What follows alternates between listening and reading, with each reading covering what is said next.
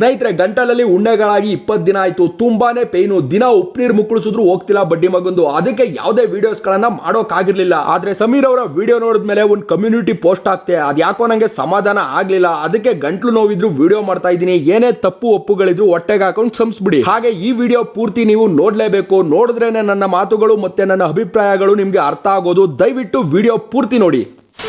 ಸ್ನೇಹಿತರೆ, ಇವಾಗ ಇಡೀ ಕರ್ನಾಟಕ ಪೂರ್ತಿ ಏನೇನಾಗ್ತಿದೆ ಅನ್ನೋದು ಎಲ್ರಿಗೂ ಗೊತ್ತಿರುತ್ತೆ. ಒಂದಲ್ಲ ಒಂದು ವಿಡಿಯೋಸ್ ಗಳಲ್ಲಿ ನೋಡಿರ್ತೀರಾ. ಅದ್ರ ಬಗ್ಗೆ ಇವಾಗ ನಾನು ಮಾತಾಡಲ್ಲ. ಆದ್ರೆ ಇನ್ನೇನು ಸೌಜನ್ಯ ಪ್ರಕರಣ ಮುಗ್ದೇ ಹೋಯ್ತು ಅಂತ ಅಂದ್ಕೊಳ್ತಿರೋ ಸಮಯದಲ್ಲೇ ಸಮೀರ್ ಅವರು ಮಾಡಿದಂತಹ ಆ ಒಂದು ವಿಡಿಯೋ ಇಂದ ಆ ಪ್ರಕರಣಕ್ಕೆ ಮತ್ತೆ ತುಂಬಾ ದೊಡ್ಡ ಮಟ್ಟದಲ್ಲಿ ಜೀವ ಬಂದಿದೆ ಅಂತ ಹೇಳಿದ್ರೆ ತಪ್ಪಾಗಲ್ಲ. ಇದರಿಂದ ಸೌಜನ್ಯ ಪ್ರಕರಣಕ್ಕೆ ಮತ್ತೆ ನ್ಯಾಯ ಸಿಕ್ಕೇ ಸಿಗುತ್ತೆ ಅನ್ನೋ ಭರವಸೆ ಜಾಸ್ತಿ ಆಯ್ತು ಅಂತಾನೆ ಹೇಳ್ಬೋದು. ಬರೀ ಕರಾವಳಿಗಷ್ಟೇ ಸೀಮಿತವಾಗಿದ್ದ ಸೌಜನ್ಯ ಪ್ರಕರಣವನ್ನ ಆ ಒಂದು ವಿಡಿಯೋ ಮಾಡಿ ಆಲ್ ಓವರ್ ಕರ್ನಾಟಕದಾದ್ಯಂತ ತಲುಪುವ ಹಾಗೆ ಮಾಡಿದ ಸಮೀರ್ MD ಅವರಿಗೆ ತುಂಬು ಹೃದಯದ ಧನ್ಯವಾದಗಳು. ಹಾಗೆ ಈ ವಿಷಯದಲ್ಲಿ ಸಮೀರ್ ಅವ್ರಿಗೆ ನಮ್ಮ ಬೆಂಬಲ ಸದಾ ಇದ್ದೇ ಇರುತ್ತೆ. ಆಮೇಲೆ ಇನ್ನೊಂದು, ಇವನು ಮುಸ್ಲಿಮು ಮುಲ್ಲಾ ಯಾಕೆ ಮಾತಾಡ್ಬೇಕು ಅದು ಇದು ಅಂತಿರಲ್ಲ. ಯಾಕೆ ಸ್ವಾಮಿ ಆಗ್ತಿರೋ ಅನ್ಯಾಯದ ಬಗ್ಗೆ ಮಾತಾಡೋಕೆ ಮುಸ್ಲಿಂ ಆದ್ರೇನು, ಮುಲ್ಲಾ ಆದ್ರೇನು, ಕ್ರೈಸ್ತ ಆದ್ರೇನು, ಹಿಂದೂ ಆದ್ರೇನು, ಮಾನವೀಯತೆ ಅನ್ನೋದು ಮುಖ್ಯ. ಆ ಮಾನವೀಯತೆ ಇರೋ ಯಾರು ಸಹ ಇದರಲ್ಲಿ ಜಾತಿ ಭೇದ ಧರ್ಮ ಅಂತ ನೋಡಲ್ಲ. ಬರೀ ಸೌಜನ್ಯಗಳಿಗೆ ನ್ಯಾಯ ಕೊಡ್ಸೋದಷ್ಟೇ ನೋಡ್ತಾರೆ. ದಿನ ಬೆಳಗಾದ್ರೆ ವ್ಯಾಪಾರ ವಹಿವಾಟು ಇನ್ನಿತರ ಚಟುವಟಿಕೆಗಳಲ್ಲಿ ಎಲ್ಲರೂ ಒಂದಾಗಿನೇ ಕೆಲಸ ಮಾಡ್ತಿರ್ತೀರಾ. ಆದ್ರೆ ಇಂಥ ವಿಷಯಗಳಲ್ಲಿ ಅವನು ಮುಸ್ಲಿಮು ಯಾಕೆ ವಿಡಿಯೋ ಮಾಡಬೇಕಿತ್ತು ಅಂತ ಬಾಯ್ ಬಡ್ಕೋತಿರಲ್ಲ.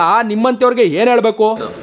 ನೀವುಗಳು ಹೇಳೋ ಪ್ರಕಾರ ಹೋದ್ರೆ ಇಂಡಿಯಾ ವರ್ಲ್ಡ್ ಕಪ್ ಗೆದ್ದಾಗ ಮೊಹಮ್ಮದ್ ಸಮಿ ಮತ್ತೆ Mohammed Siraj world cup squad ಅಲ್ಲಿ ಇದ್ರು. ಇಂಡಿಯಾ ವರ್ಲ್ಡ್ ಕಪ್ ಗೆಲ್ತು ಅಂತ ಎಲ್ಲಾ ಸ್ಟೋರಿ ಸ್ಟೇಟಸ್ ಹಾಕೊಂಡು ಸೆಲೆಬ್ರೇಟ್ ಮಾಡಿದ್ರಿ. ಅಲ್ಲೆಲ್ಲ ಯಾಕೆ ಬರಲಿಲ್ಲ ಇವರಿಬ್ರು ಮುಸ್ಲಿಂ ಅಂತ?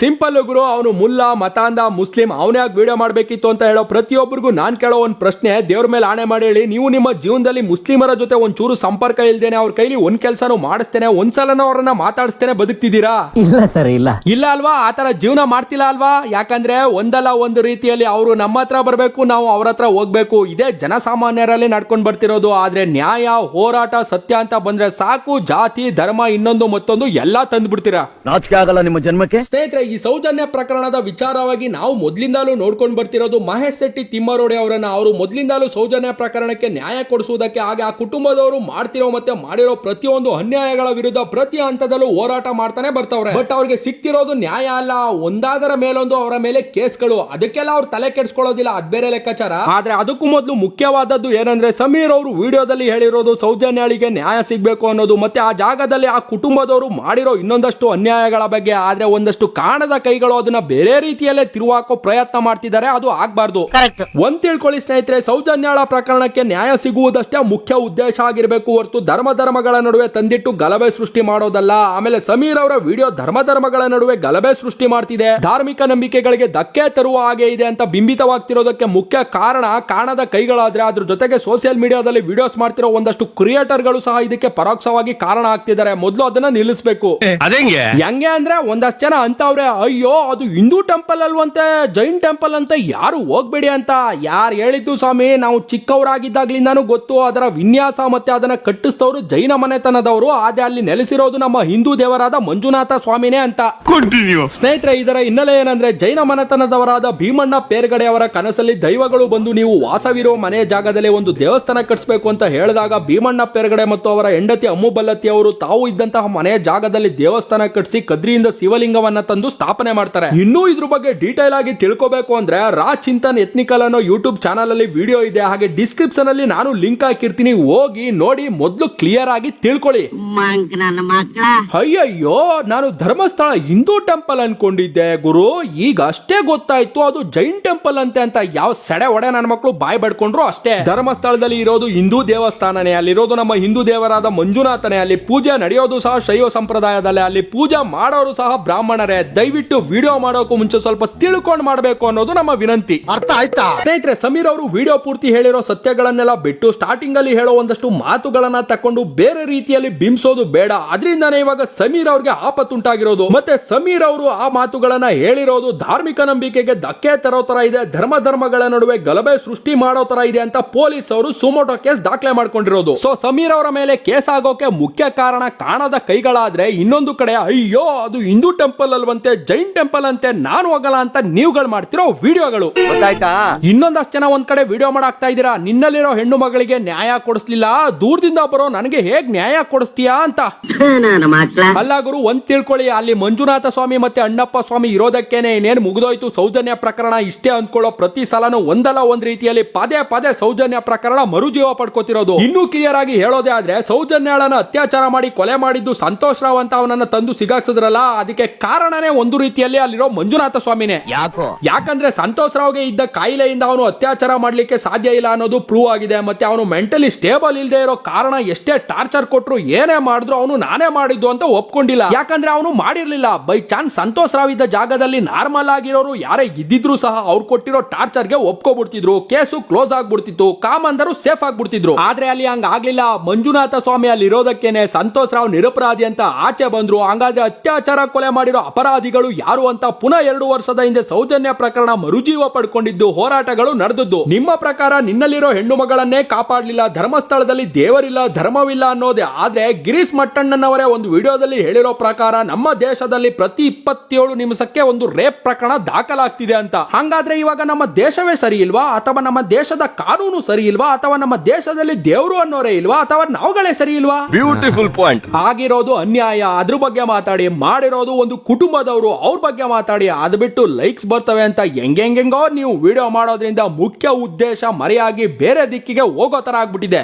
ಹೌದಾ ಸ್ನೇಹಿತರೆ, ನೀವು ಒಂದನ್ನ ಗಮನಿಸಬೇಕು. ಧರ್ಮಸ್ಥಳದಲ್ಲಿ ಮಂಜುನಾಥ ಸ್ವಾಮಿ ಮತ್ತೆ ಅಣ್ಣಪ್ಪ ಸ್ವಾಮಿ ಇರೋದಕ್ಕೇನೆ ಹಿಂದೊಂದು ಕಾಲದಲ್ಲಿ ದೇವಮಾನವ ಅಂತ ಕಾಲಿಗೆ ಬೀಳ್ತಿದ್ದ ಜನ ಇವತ್ತು ಕ್ಯಾಕ್ರಿಸಿ ಉಗಿತಿರೋದು ಆ ಕುಟುಂಬದ ದೊಡ್ಡ ಮನ್ಸಂಗೆ. ಅವಾಗೆಲ್ಲ ಅವರು ಮಾಡಿರೋ ಪಾಪದ ಕೂಡ ತುಂಬ್ತಾ ಬರ್ತಿರೋದಕ್ಕೇನೆ ಹಂತ ಹಂತವಾಗಿ ಅವರ ಅನ್ಯಾಯಗಳು ಎಲ್ಲಾ ಜನತೆಗೆ ಗೊತ್ತಾಗ್ತಿರೋದು. ಆಮೇಲೆ ಧರ್ಮಸ್ಥಳದಲ್ಲಿ ನಡೆದಿರೋ ಪ್ರತಿಯೊಂದು ಪ್ರಕರಣ, ಕೊಲೆ, ಅನ್ಯಾಯಗಳಲ್ಲಿ ಸಾಮೀಲಾಗಿರೋದು ಆ ಕುಟುಂಬದವರೇ ಹೊರತು ಅಲ್ಲಿರೋ ಮಂಜುನಾಥ ಸ್ವಾಮಿ ಎಲ್ಲ.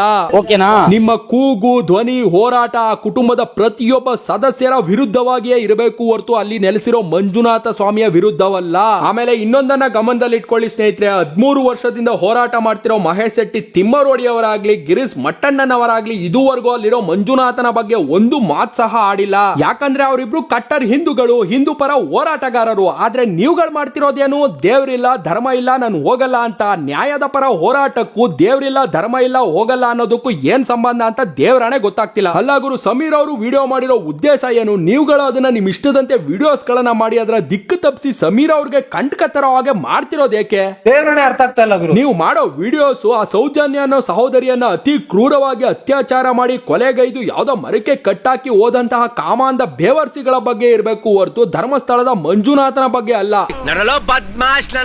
ಸ್ನೇಹಿತರೆ, ಇವಾಗ ಸೌಜನ್ಯ ಪ್ರಕರಣದ ಬಗ್ಗೆ ನಾನ್ ತಿಳ್ಕೊಂಡ ಹಾಗೆ ಮಾತಾಡೋದೇ ಆದ್ರೆ 13 ವರ್ಷದ ಹಿಂದೆ ಅತ್ಯಾಚಾರ ಕೊಲೆ ನಡೆದಾಗ FSL ಸ್ಯಾಂಪಲ್ ನ ಕಲೆಕ್ಟ್ ಮಾಡ್ಬೇಕಾದ್ರೇನೆ ಯಾವ್ಯಾವ ತರ ಕೇಸನ್ನ ದಿಕ್ತಪ್ಸೋಕೆ ಆಗುತ್ತೋ ಅದೆಲ್ಲ ಮಾಡ್ಬಿಟ್ಟವ್ರೆ ಈ ಕಳ್ಳನ ಮಕ್ಕಳು. ಆಲ್ರೆಡಿ ನಮ್ಮ ದೇಶದಲ್ಲಿ ಇರೋ ಉನ್ನತ ಮಟ್ಟದ ತನಿಖಾ ಸಂಸ್ಥೆ CBI ಕೂಡ ಇದನ್ನ ತನಿಖೆ ಮಾಡಿ ರಿಪೋರ್ಟ್ ಕೂಡ ಕೊಟ್ಟಾಗಿದೆ. ಇನ್ನು ಮುಂದೆ ಸಹ CBI ಗಿಂತ ಇನ್ನೂ ಹೆಚ್ಚು ಮಟ್ಟದಲ್ಲಿ ತನಿಖೆ ಮಾಡೋ ಯಾವುದೇ ಸಂಸ್ಥೆ ಬಂದು ಇದನ್ನ ತನಿಖೆ ಮಾಡಿದ್ರು 13 ವರ್ಷದಿಂದ ಕಲೆಕ್ಟ್ ಮಾಡಿದಂತಹ FSL ಆಧಾರದ ಮೇಲೆನೆ ತನಿಖೆ ಮಾಡಬೇಕು. ಸೊ ಅದರ ಆಧಾರದ ಮೇಲೆ ತನಿಖೆ ಮಾಡ್ತಾ ಹೋದ್ರೆ 13 ವರ್ಷದಿಂದ ಏನ್ ರಿಸಲ್ಟ್ ಬಂದಿದೆಯೋ ಅದೇ ಬರೋದು, ಬೇರೇನು ಬರಲ್ಲ. ಹಾಗಂತ ನ್ಯಾಯ ಸಿಗೋಕ್ ಚಾನ್ಸ್ ಇಲ್ಲ ಅಂತ ನಾನು ಹೇಳ್ತಿಲ್ಲ. ಇನ್ನೂ ಒಂದು ಮುಖ್ಯವಾದ ದಾರಿ ಇದೆ. ಅದೇನಂದ್ರೆ ನಮ್ಮ ಸರ್ಕಾರ ಇದನ್ನ ಕಠಿಣವಾಗಿ ತಕೊಂಡು ಯಾವುದೇ ಲೋಪ ದೋಷ ಆಮಿಷಕ್ಕೆ ಒಳಗಾಗದೆ ಅಂದಿನ ಹೈವ ಆಗಿದ್ದ ಯೋಗೇಶ್ ಅವರನ್ನ, ಅಂದ್ರೆ ಅಂದಿನ ಪೊಲೀಸ್ SI ಆಗಿದ್ದ ಯೋಗೇಶ್ ಅವರನ್ನ ಮತ್ತೆ ಪೋಸ್ಟ್ ಮಾರ್ಟಮ್ ಮಾಡಿದಂತಹ ಡಾಕ್ಟರ್ನ ಕರ್ಕೊಂಡು ಬಂದು ಪುನಃ ಮಂಪರು ಪರೀಕ್ಷೆಗೆ ಒಳಪಡಿಸಬೇಕು. ಆವಾಗ ಸತ್ಯ 100% ಆಚೆ ಬಂದೇ ಬರುತ್ತೆ. ಆದ್ರೆ ಇದನ್ನ ಯಾವುದೇ ಸರ್ಕಾರಗಳಲ್ಲಾಗ್ಲಿ ಮಾಡಲ್ಲ.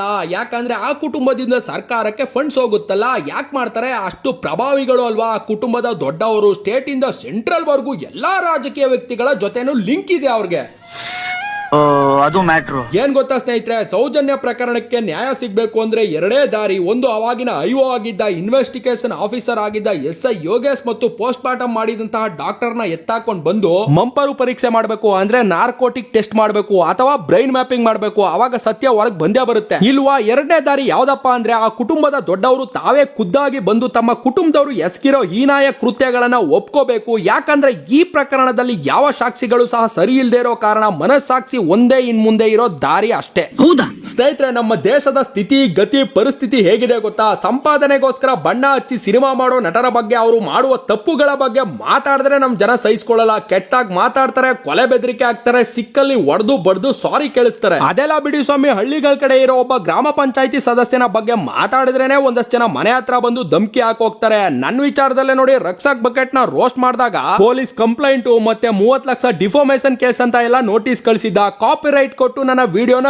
ರಿಮೂವ್ ಮಾಡಿಸ್ತಾ ಇಂತ ಚಿಲ್ಟು ಪಲ್ಟುಗಳ ಈ ಮಟ್ಟಕ್ಕೆ ಆಡ್ತಾರೆ ಅಂದ್ಮೇಲೆ ಈ ನಮ್ಮ ಸಮೀರ್ ಅವ್ರು ಟಚ್ ಮಾಡಿರೋದು ಸ್ಟೇಟ್ ಇಂದ ಸೆಂಟ್ರಲ್ ವರ್ಗೂ ಲಿಂಕ್ ಇರೋ ಒಬ್ಬ ವ್ಯಕ್ತಿಯನ್ನ ಅವ್ರು ಹೇಳಿರೋದೆಲ್ಲ ಸತ್ಯನೇ. ಅವ್ರು ಮಾಡಿರೋದು 1-2 ಕ್ರೈಮ್ ಅಲ್ಲ ಗುರು, 100 ಕ್ರೈಮ್ಗಳು. ಆದ್ರೆ ದುಡ್ಡು ಅನ್ನೋದು ಯಾವ್ದನ್ ಬೇಕಾದ್ರೂ ಚೇಂಜ್ ಮಾಡುತ್ತೆ, ಯಾರನ್ ಬೇಕಾದ್ರೂ ಚೇಂಜ್ ಮಾಡುತ್ತೆ, ಯಾರನ್ ಬೇಕಾದ್ರೂ ಮರೆ ಮಾಡುತ್ತೆ.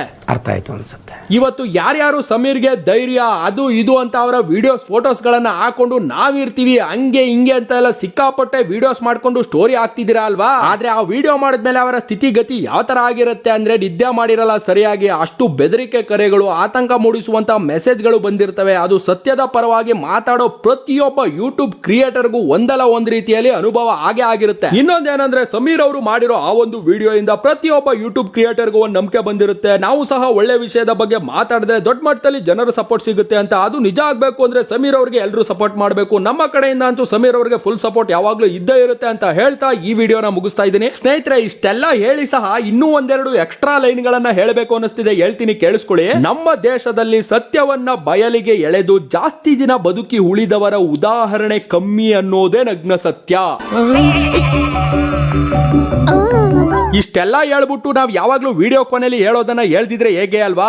ನನ್ನ ವಿಡಿಯೋ ನೋಡಿ ಉರ್ಕೊಂಡು ಬಂದು ಕಮೆಂಟ್ ಅಲ್ಲಿ ಕಕ್ಕ ಮಾಡಿದ್ರೆ ದೇವ್ರು ಮಾಡ್ಬಿಡ್ತೀನಿ. ನನ್ನ ಈ ವಿಡಿಯೋ ಸ್ವಲ್ಪ ಆದ್ರೂ ಇಷ್ಟ ಆದ್ರೆ ಲೈಕ್ ಮಾಡಿ, ಶೇರ್ ಮಾಡಿ, ಕಮೆಂಟ್ ಮಾಡಿ. ಹಾಗೆ ನಮ್ಮ ಕ್ರಿಯೇಟಿವ್ ಕನ್ನಡಿಗ ಯೂಟ್ಯೂಬ್ ಚಾನಲ್ಗೆ ಸಬ್ಸ್ಕ್ರೈಬ್ ಆಗಿ ಪಕ್ಕದಲ್ಲಿರೋ ಬೆಲ್ ಐಕಾನ್ ಕ್ಲಿಕ್ ಮಾಡಿ. ಅದನ್ನ ಕ್ಲಿಕ್ ಮಾಡೋದ್ರಿಂದ ನಾವು ಪೋಸ್ಟ್ ಮಾಡೋ ಪ್ರತಿ ಒಂದು ವಿಡಿಯೋ ನೋಟಿಫಿಕೇಶನ್ ಕೂಡ ನಿಮ್ಮ ಮೊಬೈಲ್ಗೆ ಡೈರೆಕ್ಟ್ ಆಗಿ ಬರುತ್ತೆ. ಧನ್ಯವಾದಗಳು. ಜನರಿಂದ ನಾನು ಮೇಲೆ ಬಂದೆ, ಜನರನ್ನೇ ನನ್ನ ದೇವರೆಂದೇ.